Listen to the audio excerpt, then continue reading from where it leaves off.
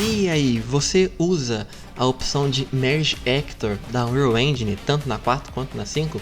Se não, você está perdendo uma possibilidade de otimização muito boa e muito legal de estar utilizando nos seus cenários, na sua composição para jogos e tudo mais. Então, vamos lá que eu vou te mostrar nesse vídeo como configurar essa ferramenta legal que se chama Merge Actor.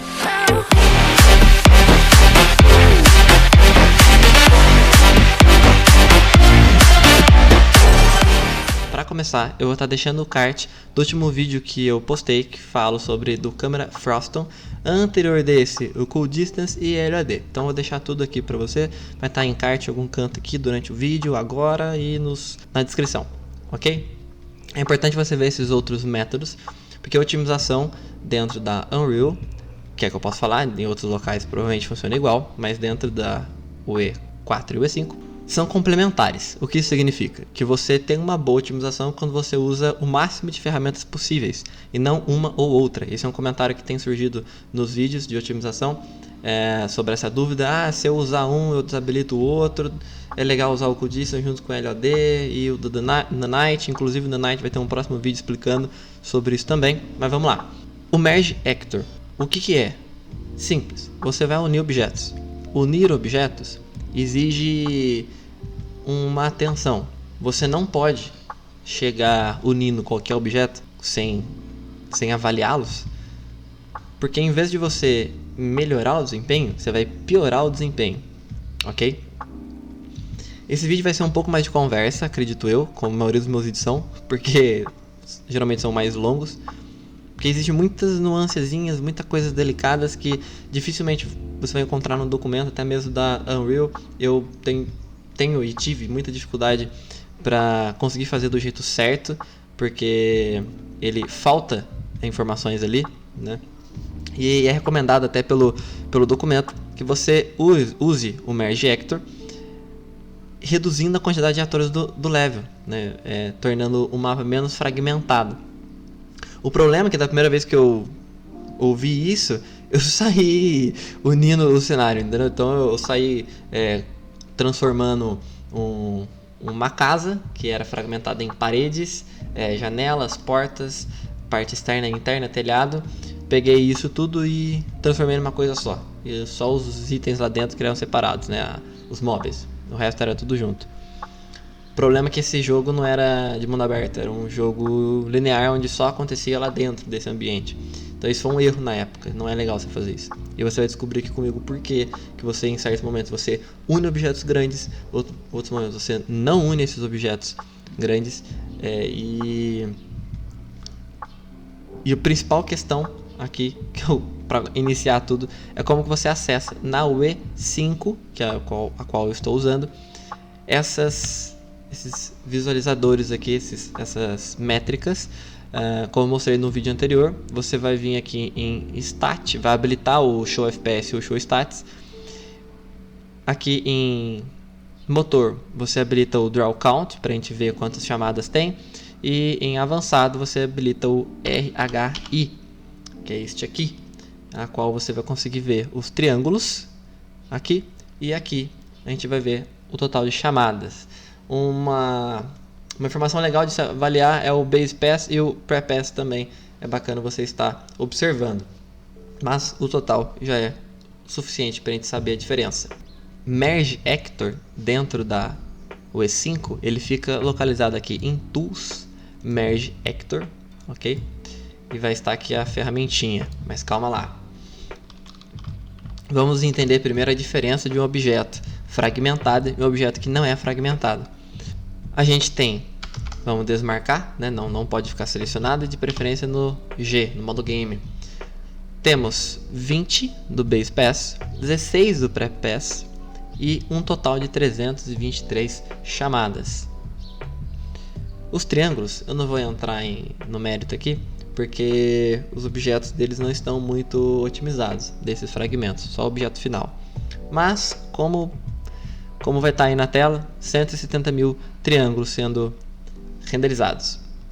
E aqui, do meu outro lado, nós temos a mesma peça, porém, dessa vez, com merge. Então aqui a gente tem 5 base pass, lembrando que eram 20, e 5 pré-pass, que eram 16, e 90 mil triângulos, ok?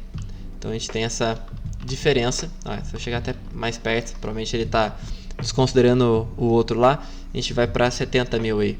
Então uma diferença bacana de triângulos.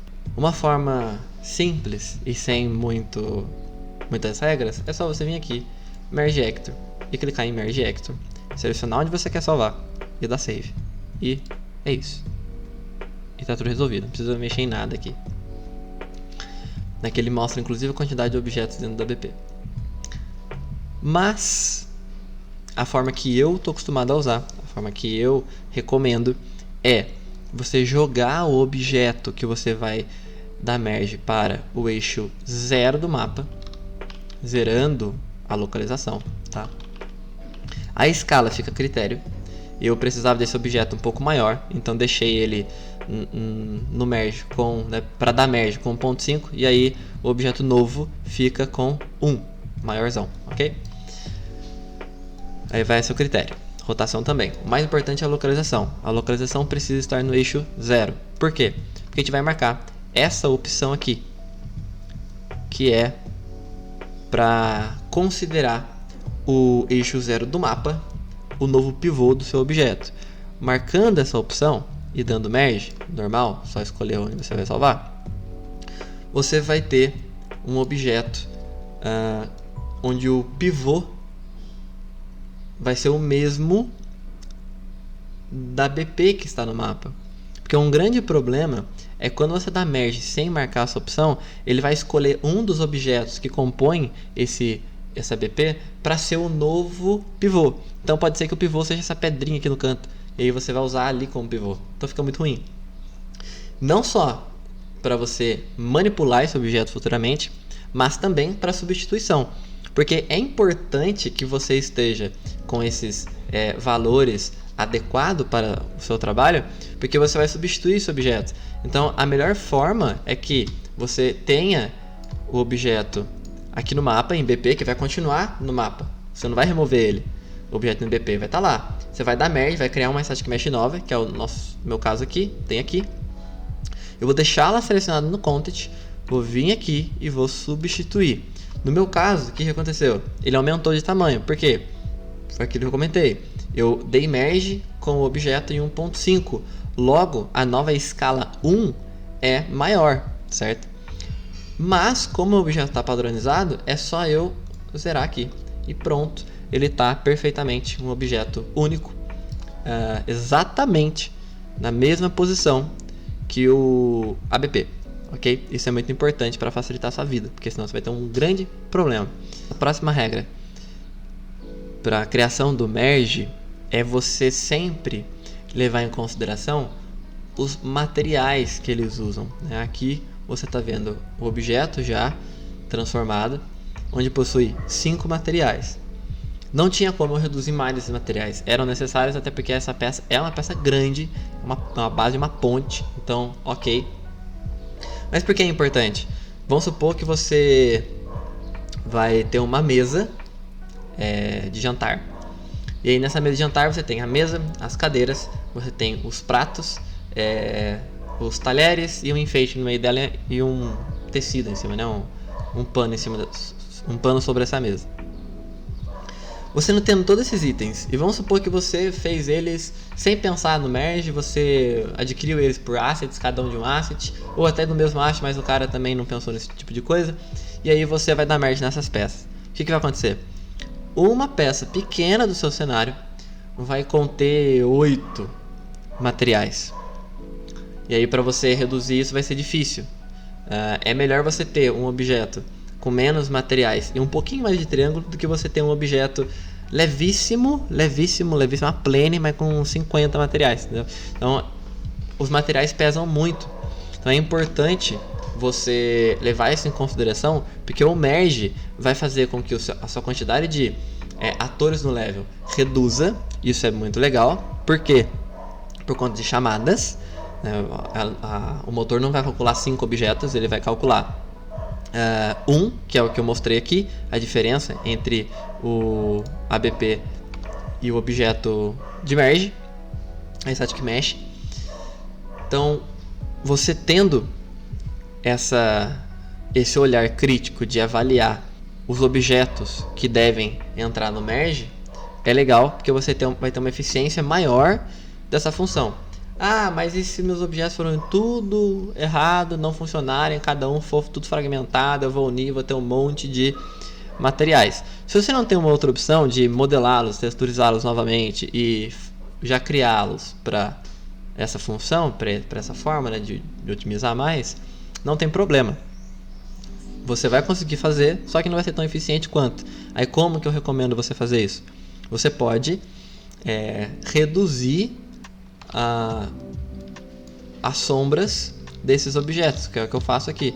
Se a gente entrar nos outros LODs, a gente vai ver que tem LOD que não tem sombra em certos slots de material. Isso já faz com que você ganhe um pouco de chamadas.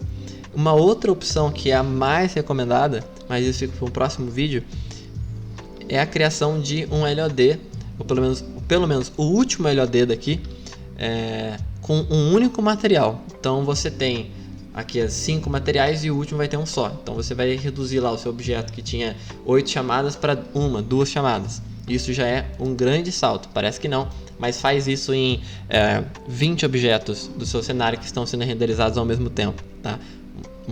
De um pulo de 8 para 1, para 2, ou que seja de 15 ou de 3 para 1, você ajuda nessa otimização muito, ok? Mas aí existem formas de você fazer isso, tanto com o merge, que é uma forma que eu gosto de fazer, que ela é mais prática e mais rápida, e existe uma outra fórmula que é usando o impostor, que o pessoal geralmente costuma dizer, né, o impostors. Usam como último LOD geralmente em árvores, mas tem como você usar isso em outros objetos também, ok? Um outro aspecto do merge que é importante ser levado em conta é que, além dos materiais que você tem que tomar cuidado na hora de juntar as static meshes, é como esse objeto é montado, como que é o formato desse cenário, o que acontece com o jogador. Ele entra, ele fica em volta, ou ele só anda por cima. Por que é importante levar isso em conta? Vou usar como exemplo essa ponte aqui. Vou arrancar os status. O que é interessante? Isso aqui são as peças lá da ponte. É importante você pensar como que o jogador anda, porque, como eu tinha falado no vídeo anterior, o Camera Frostum, ele elimina os objetos que não estão na sua câmera, na frente do jogador. Se você transformar toda essa ponte, todas essas peças, esses detritos, a base, todas as coisas quebradas aqui, em um único objeto, você vai ter um objeto. Primeiro ponto, um objeto bem pesado, com muitos triângulos. Segundo, um objeto que vai respeitar os LODs com a distância total desse objeto, né? Distância, entre aspas, porque a distância do LOD, ele não trabalha com distância, mas sim a porcentagem daquele objeto no qual ele ocupa da sua tela. Então, se esse objeto é muito grande, você vai ter um certo trabalhinho a mais para reduzir ele, assim como objetos muito pequenos. E aí você vai conseguir, em vez de reduzir partes dessa ponte, você vai conseguir reduzir só a ponte inteira.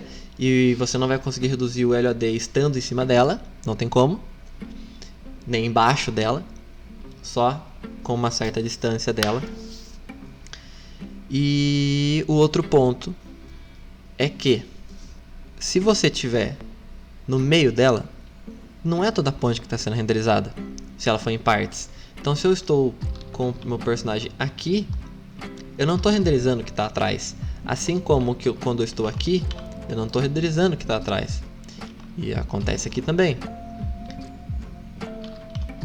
Se ele fosse um merge só, ele estaria renderizando, porque não tem como renderizar metade do objeto. Ele renderiza o objeto inteiro ou ele não renderiza. Esse é o outro ponto que é importante você ter em mente na hora de você dar merge nos seus objetos, para você não gerar um maior peso no cenário em vez de otimizar ele. Então é isso. O vídeo fica por aqui. Espero ter ajudado. Deixa um comentário aí do que você achou, quais são as suas dúvidas, o que você gostaria que eu estivesse fazendo vídeos ou séries. Deixa um like, compartilha e se inscreve no canal, que dá uma força bem legal para eu continuar fazendo os vídeos. E em breve vai ter novidade, porque isso que vocês estão vendo é um asset que eu estou montando. Então é isso daí, muito obrigado por assistir e até mais.